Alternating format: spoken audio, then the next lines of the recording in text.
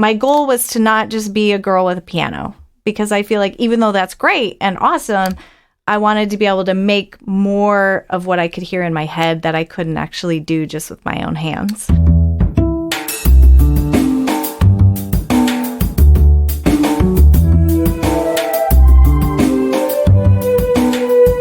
This is Champaign is Also a Band podcast. One songwriter, one song. I'm Sven, your host for a journey into the music of Champaign-Urbana. Recorded in the Blue Box studio with a songwriter from the Champaign-Urbana music scene, past or present. Champaign is Also a Band podcast is proud to be a part of the Champaign Showers Podcast Network.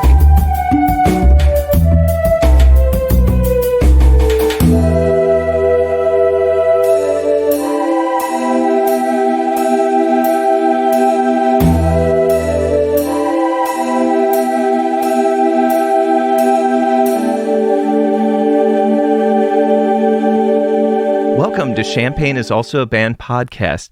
Today, I have Cara Maurizi. You may know Cara from such bands as Linea Crux, singing backup with slick Lisp.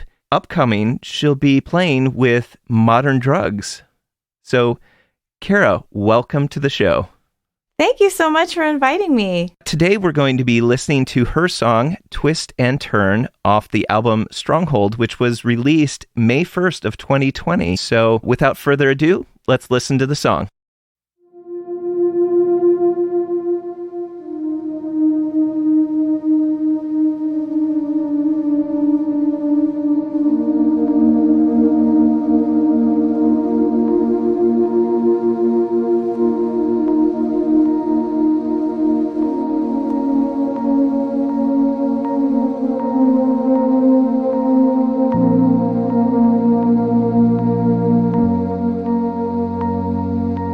Shooting daggers, slinging arrows, is that the caffeine talking? Wielding swords and shooting guns, or the nicotine? You don't look like you got upright, but you'll say what you mean. Twist and turn it all around till it comes out right, till it comes out right. Twist and turn it upside down till you start a fight where you can sleep at night.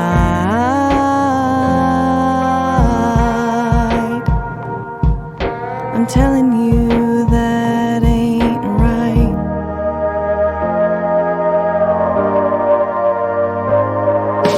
Find a mirror, find your good side.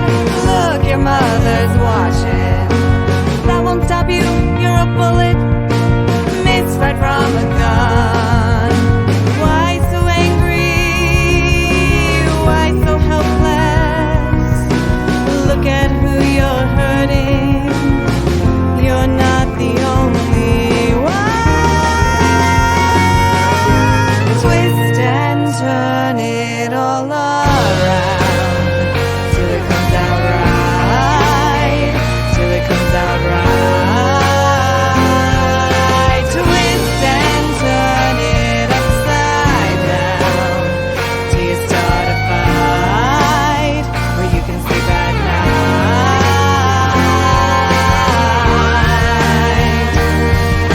I'm telling you that ain't right.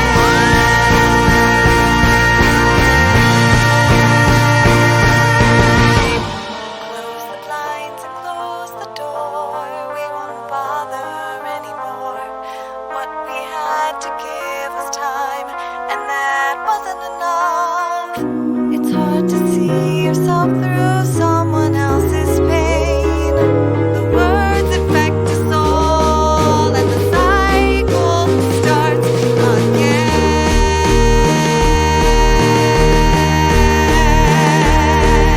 Twist and turn it all around till it comes out right, till it comes out right.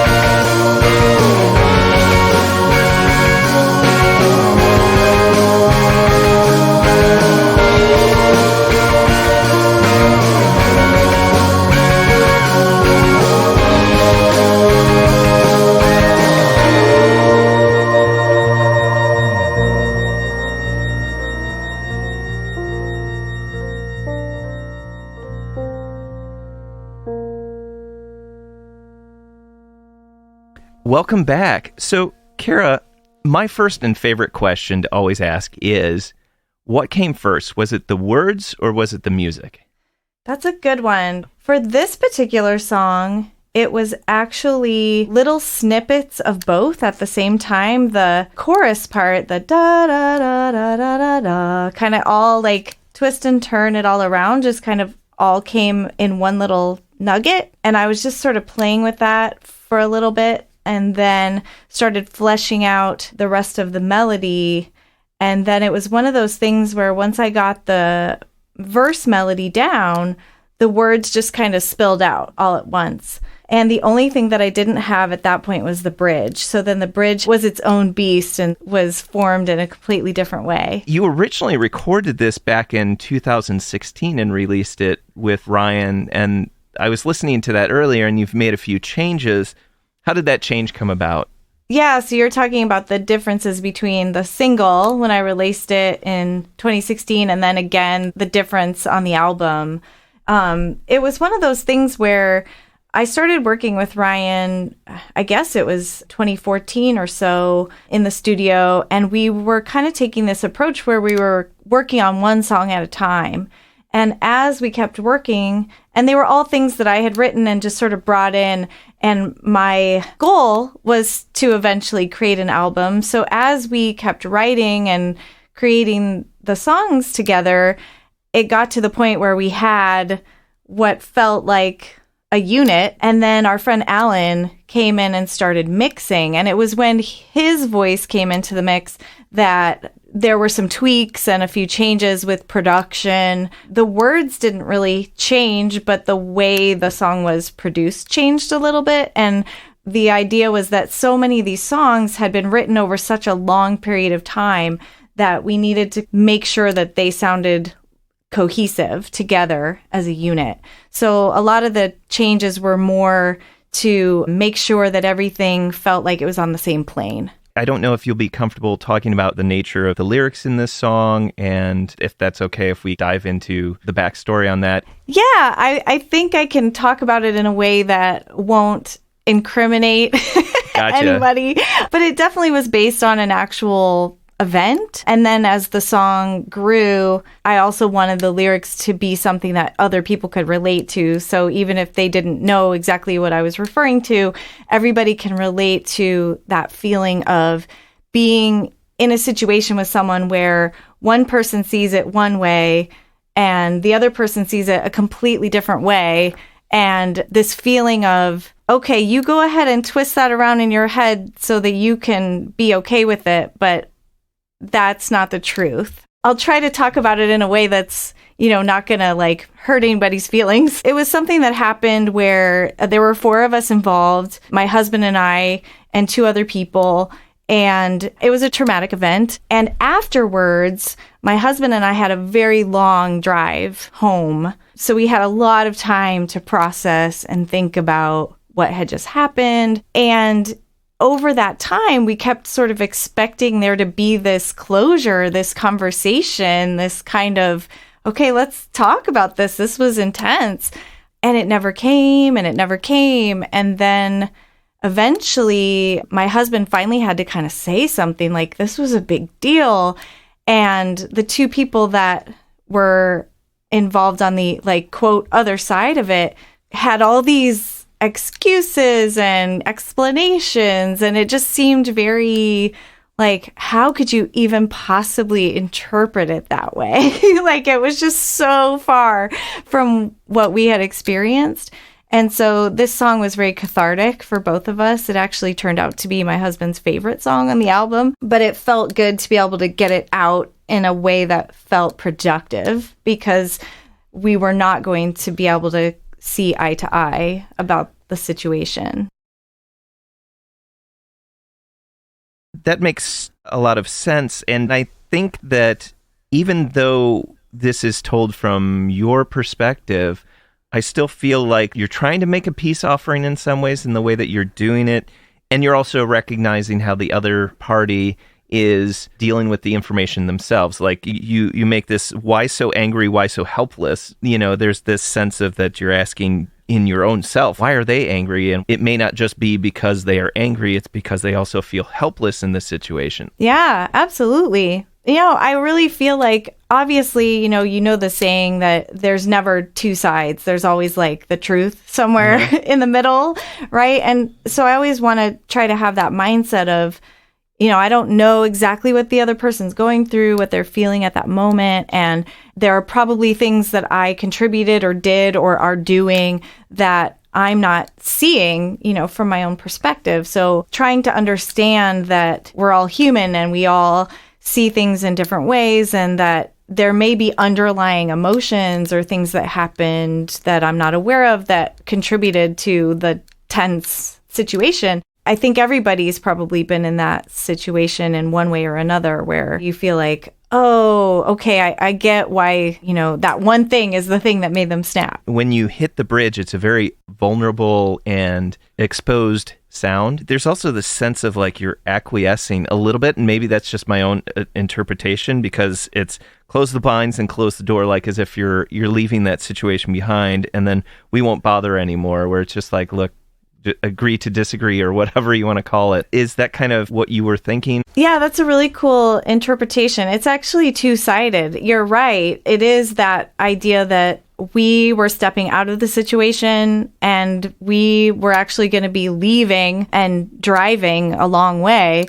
So we were closing the door, but also this sense of the other party, the other side, pretending like it didn't happen for quite a long time. And this idea that like, okay, if I just close the blinds and just go about my day, right, I can sort of pretend that this like really big thing didn't just happen. And the next line, what we had to give was time. And that time was up at that point. Like we had to go, we had to get back. It's all of those feelings mixed up into, both sides, and how you could like see how both sides are struggling in their own ways. The way that this was produced, I feel like your verses, the vocal part, actually, like the effects, make your voice sound confined. I don't know if that's intentional, but it fits so well. You're talking about shooting daggers and slinging arrows. You got upright, but you'll say what you mean. Kind of defensive a little bit, like defensive posture.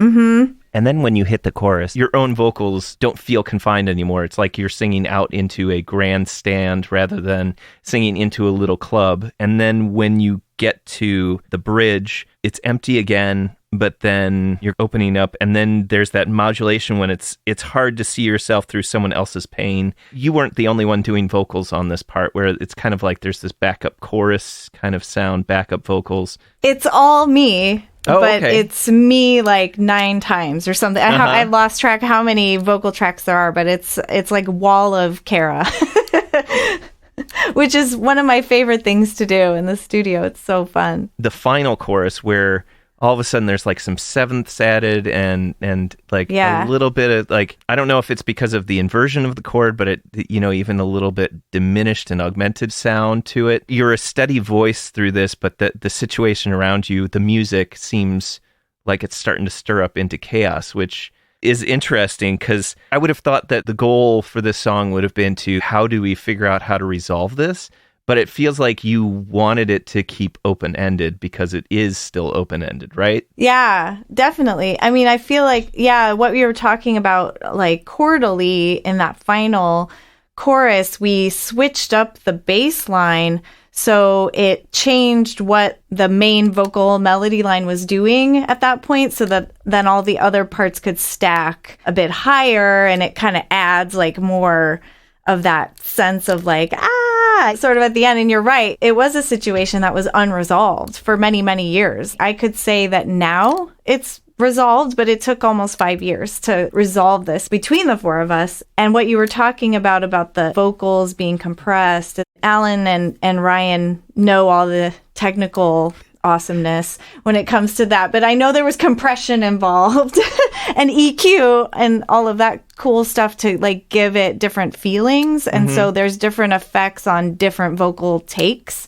and oftentimes we'll double certain parts so that they have a little bit more bite, and then harmonies on top of that. The thing about the bridge is it's so tiny and so vulnerable, like you said, and underneath it, it's like every chord in the book. Like we basically weave our way chromatically through so many chords, and it's just within this tiny little bit of time where the vocal part is sort of working out all these emotions, and then it just kind of explodes again to this sort of finale of like massive guitar and all the cool stuff. So it has so many parts to it. It almost feels a bit orchestral at times, just because it's such a big growth over the song, and I love that.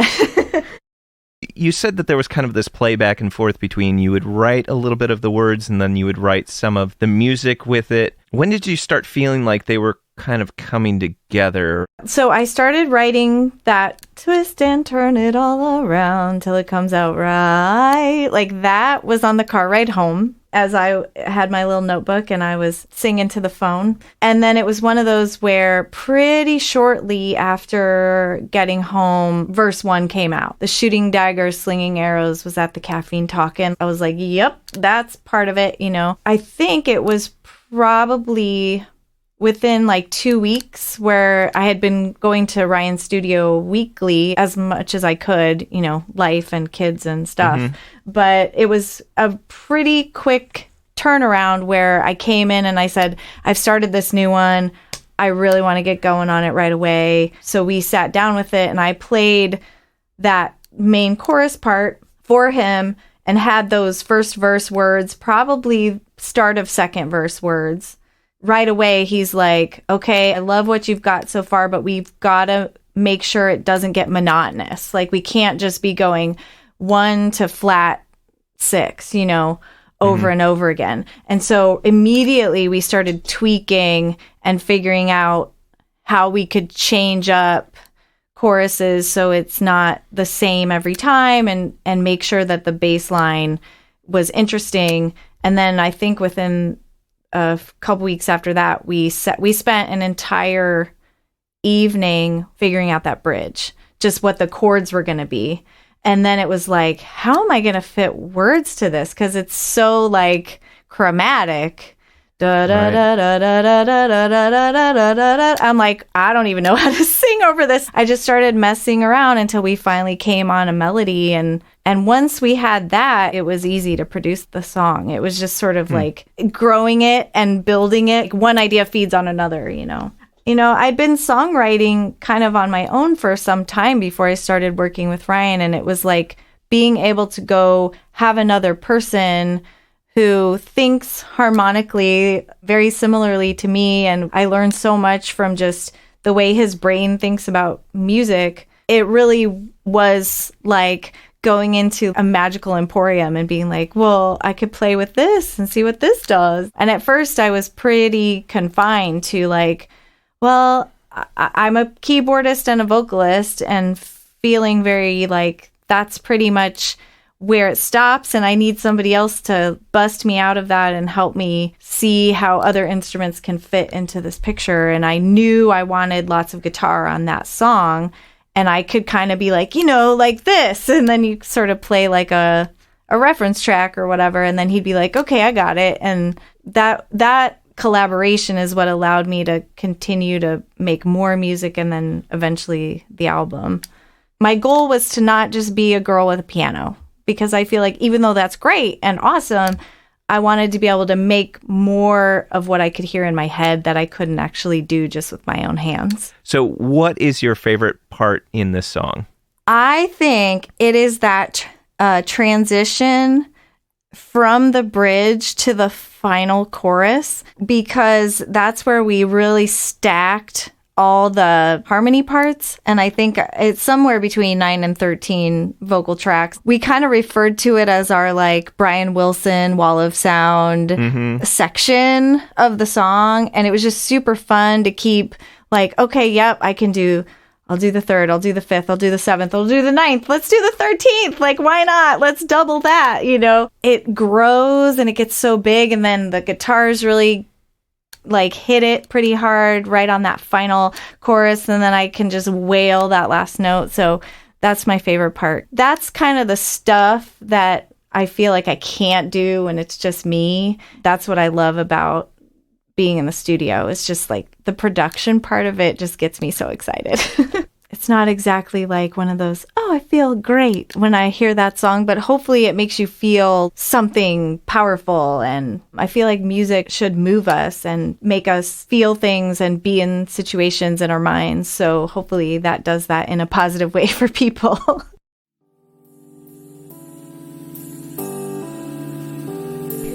Even in the midst of the current coronavirus pandemic, the Jubilee Cafe is continuing to serve packaged, home-cooked meals free to all every Monday evening, 5 to 6:30 p.m. Meals are available for pickup outside the 6th Street door to the Community United Church of Christ in Champaign, Illinois, 805 South 6th Street. Jubilee Cafe's mission remains the same. Feed hungry people by cooking healthy and delicious meals. We are open to anyone who cares to receive a meal. For information on the meal or how to volunteer, go to the Jubilee Cafe CUCC Facebook page or email us at jubilee.cafe@community-ucc.org.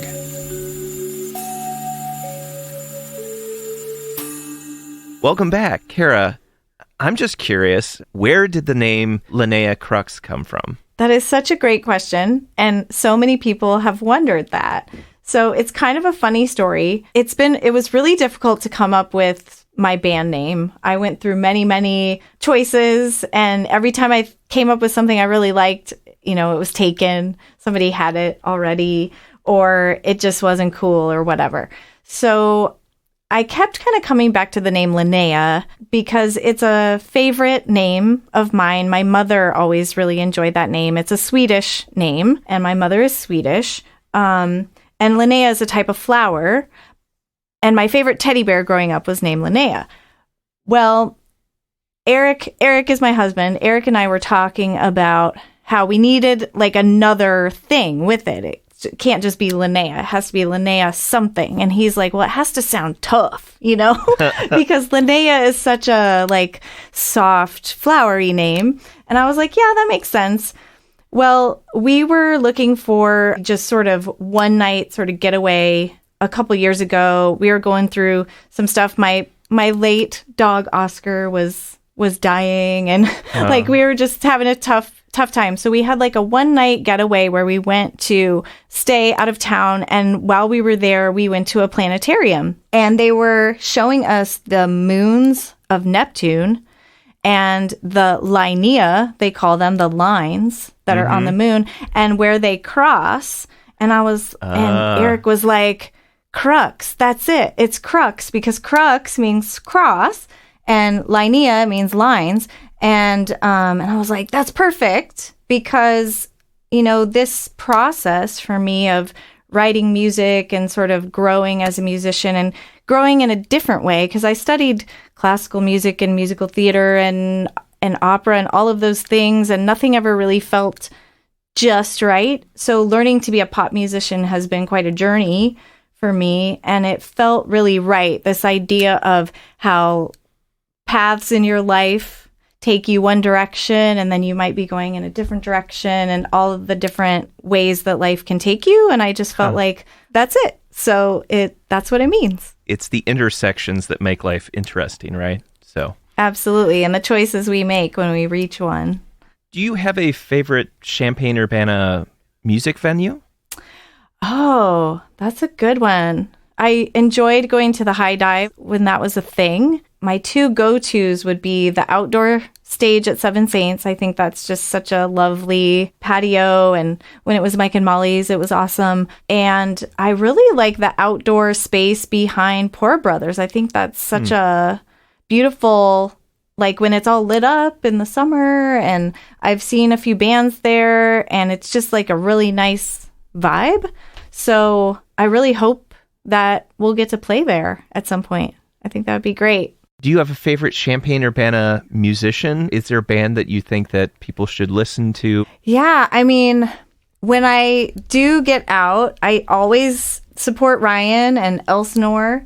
I like to go see Brandon Washington, and whenever he's playing with his band, with Mike and Cece. So Brandon and I both teach music to elementary students, and we used to share students at King Elementary School, and then he moved over to teaching at Dr. Howard, and so I took over all the music at King, and he's the music teacher at Dr. Howard, so I love going to support him. He's just an amazing performer. It's really fun to just see how, like, into it he gets, so I love going out to see him. Yeah, I mean, there's so many great bands in town. Tera is always really great to see. So this album was released just after the pandemic hit. Do you plan to go out and perform live at some point?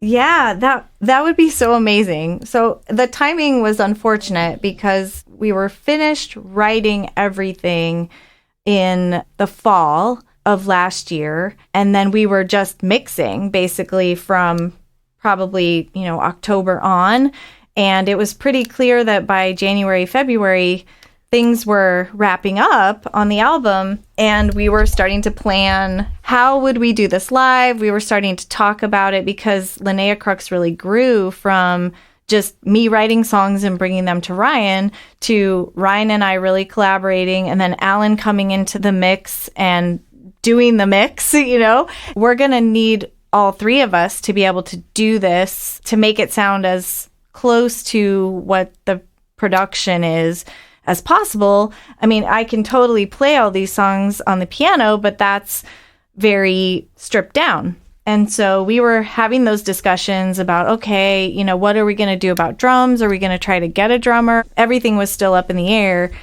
And then when COVID happened, it was like, well, I don't want to not release it. Like, I don't want to wait another year or whatever. So I just came to the conclusion that, you know what, it's done. I'm excited about it. Let's just release it. I did sort of a live concert with just me and the piano, and then we did a listening party just for friends. So we listened to the album together in like a Zoom room and talked about it, and it was pretty fun. But the intention was always that as soon as we're able to, we want to play these songs live. I would at least love to have a couple of shows, like actual release shows. And so our thought was that, Ryan and Alan had been working in their own group called Milford Men and had been working on songs together. So we were thinking, well, we could kind of do a double feature where, I could support them with keyboards for Milford Men, and then they can support me for Linea Crux, and we would do sort of a double show that way. And then that sort of led into Modern Drugs, which is the three of us are part of that. There's two other people involved. It'll be interesting to see if we'll still be able to fit in some Milford Men and some Linea Crux while also introducing Modern Drugs to the world. How did you get into acting and then also just scoring for film? Yeah. Well, I've been acting pretty much my whole life. I started when I was a kid. My mom saw that was something I really enjoyed doing and got me involved in the local theater where I'm from, Galesburg, Illinois. And they have a community theater there called Prairie Players. And I started acting basically in anything I could get into. And I did classes and stuff growing up. So when I came to town, that was something I sought out and started getting involved in local theater. I've been acting with the Station Theater for a long time, with Parkland occasionally, CUTC occasionally. I've even done some summer studio theater at University of Illinois when that was a program. That was a really great program because it was one of the only paying professional theaters that we had in town at the time. And then I started film scoring by accident, but I was really excited about it because of this wonderful program that we have here called Pens to Lens, which is a local screenwriting competition for students who are kindergarten through 12th grade. And I got involved primarily with that at first as an actor and as sort of a collaborator, somebody to bounce ideas off because I was a teacher in the community. So I helped spread the word, and I would have my students write scripts and submit. And as it started rolling, each year I found myself involved in films in different ways, sometimes acting in films. Somebody reached out and asked if I would score. I think Thomas Nickel actually offered the first film, and it wasn't part of Pens to Lens, but I scored a short film for him, and he was pretty happy, I think, with how it went. And then one year, Andrew Gleason and Chris Lukeman were working on a short film called Double Machine. They asked if I would write a little piece of music for the movie because the screenwriter, who was a second grader at the time, had written in that this mad scientist sings a little song, but he didn't write any music for him. So I wrote a little ditty for the mad scientist to sing. And then they said, well, since you wrote this little ditty, how would you feel about scoring the whole film? And I was kind of like, oh my gosh, that's super amazing and terrifying because they were on a time crunch. But I did it, and it was super fun, and I learned a lot. And then more people started asking. So I think I've scored about 8 short films now, and most of them were Pens to Lens, but some are just local community filmmakers who like to just keep working on things, and sometimes will offer to local musicians. It's a cool thing to do. It can be scary, but it can also be humbling at times when you're like, oh, I got this great idea. And then you send it to the director and they're like, no, that's not really the direction I was thinking. And then you have to kind of revamp everything. But then when they love it, then it's totally worth it. So you just keep working on it till you get what they want. It's so different than like writing a rock song or a pop song because you're telling a story that like a director already has a vision for. The actors have like a piece, and everybody's got a different angle on how this story is going to be told. And ultimately, the director gets the final say, but then the editor, has the final say. So, there's just so many pieces. What would you like to see, or what would be a good thing to have? What to you makes a good music scene? I guess, for one, I feel like there are so many people in this community that are sort of outside of my, sort of artistic community, whether it be musicians or actors, who are so unaware of local bands who are writing original stuff.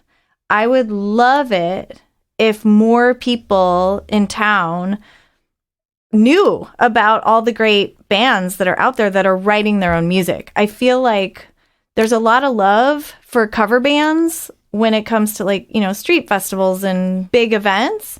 And I'll just use this as an example. So I go see a personal trainer on a regular basis. He loves music, absolutely loves it. And he's always talking about music and songs that he likes, and his sister-in-law is a singer. And when I started talking to him about my stuff, he was like, yeah, but don't you play covers? And I'm like, well, occasionally to fill in some time, because it's hard to fill up like a long set, and it's nice to have a little palate cleanser or whatever.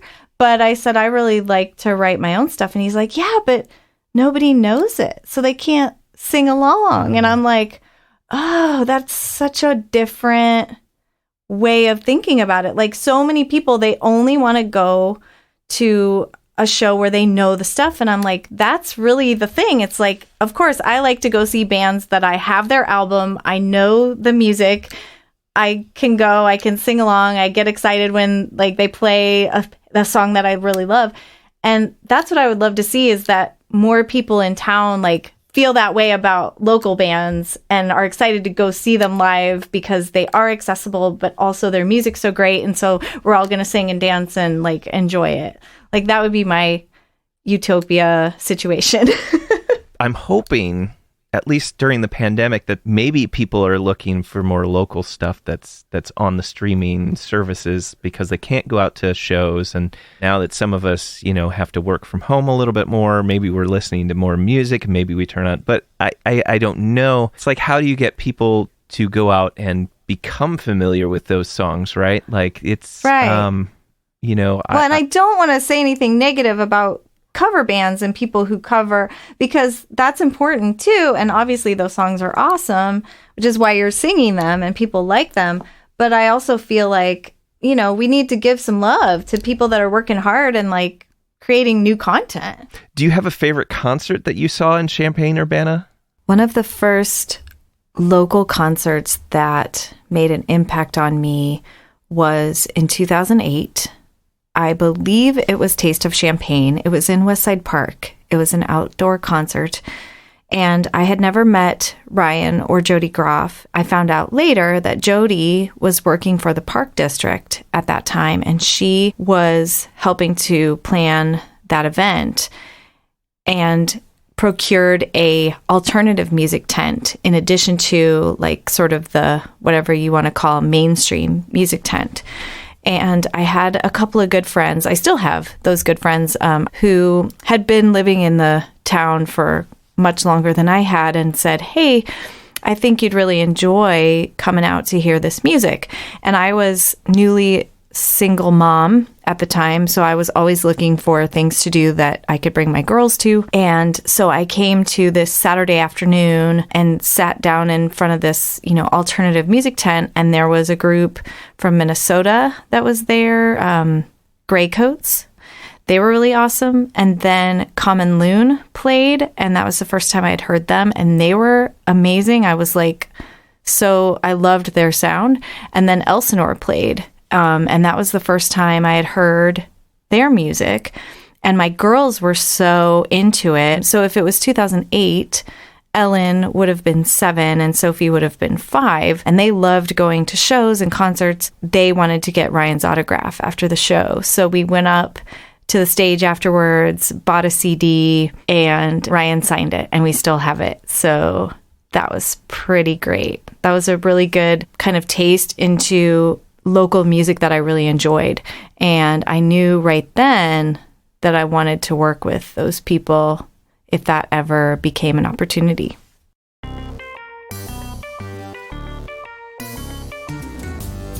COVID-19 got you down? You looking for some music? Some video games? Well, Exile Main Street still has all the things you need. New and used LPs, CDs, and video games. Exile Main Street still has something for any music enthusiast and old-school gaming devotee. Exile Main Street is taking orders, making deliveries, and pickups by appointment. They can find just about any music or video game you need. Check out their website, exilemainstreet.com, for links to their Discogs page for new additions. You can also contact them via Facebook Messenger to see what they can find for you.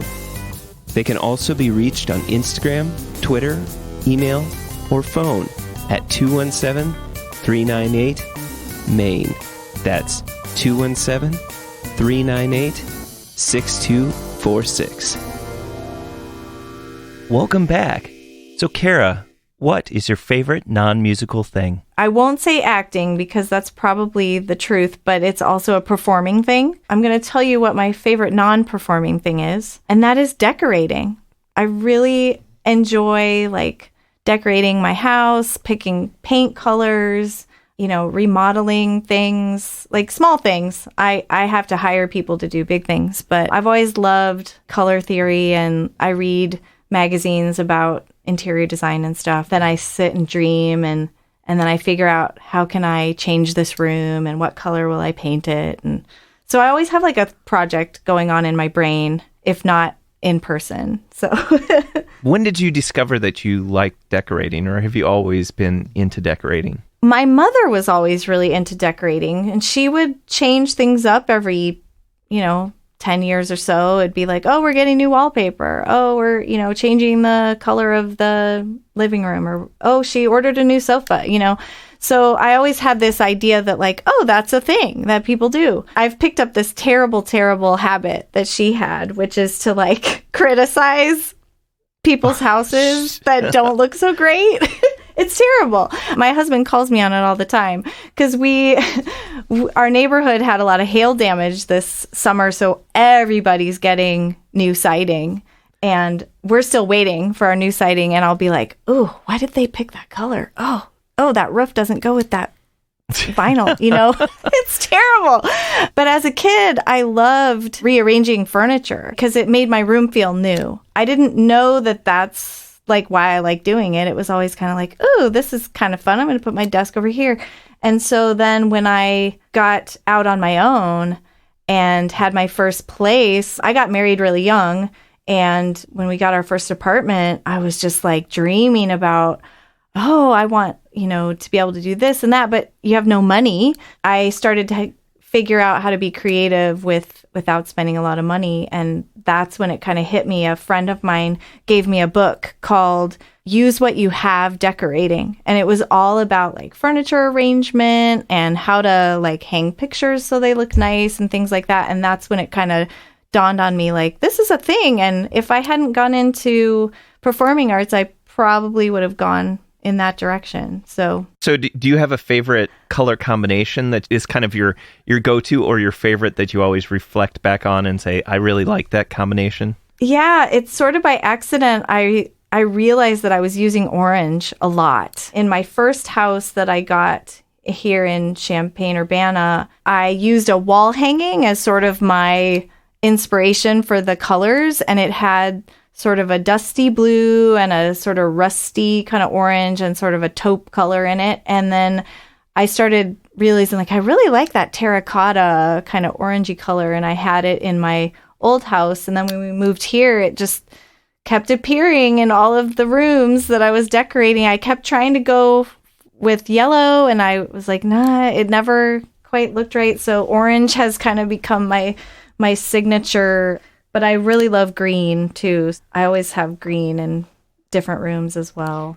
That's interesting because I feel like that color orange is also the color orange that you used on the Stronghold album cover. Like you are correct. That sunset and like the lettering. I was wearing a green dress, and we were in a soybean field, and the sun was setting, and it just lit everything up, just that beautiful color. And it just was like, yep, this is it. It's my favorite color. I love it. So yeah, it's kind of become my thing. Cara, thank you so much for taking the time to talk with me today and telling me about your song Twist and Turn off the album Stronghold and how the Linea Crux name came about and your experience with acting and being a part of the music scene, doing pens to lens, and your favorite non-musical thing of decorating and sharing your favorite orange color with me. So thank you for just being on the show. Oh, it was so much fun talking with you, and it just brings up so many great memories of putting all the music together, and I'm very lucky to be a part of the community here and very lucky to have such talented people around me.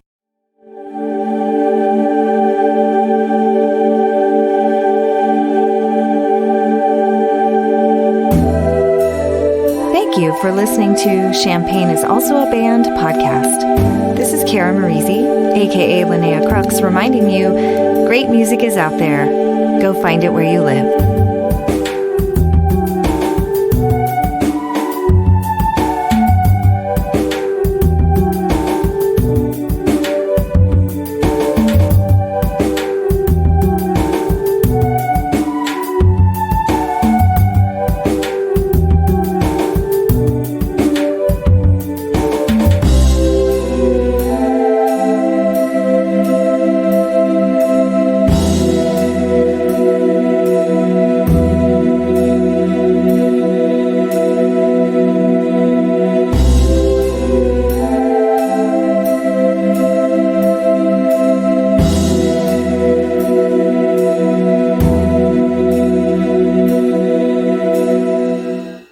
You almost have an NPR voice. It's so good. Studio South Peter on the inside.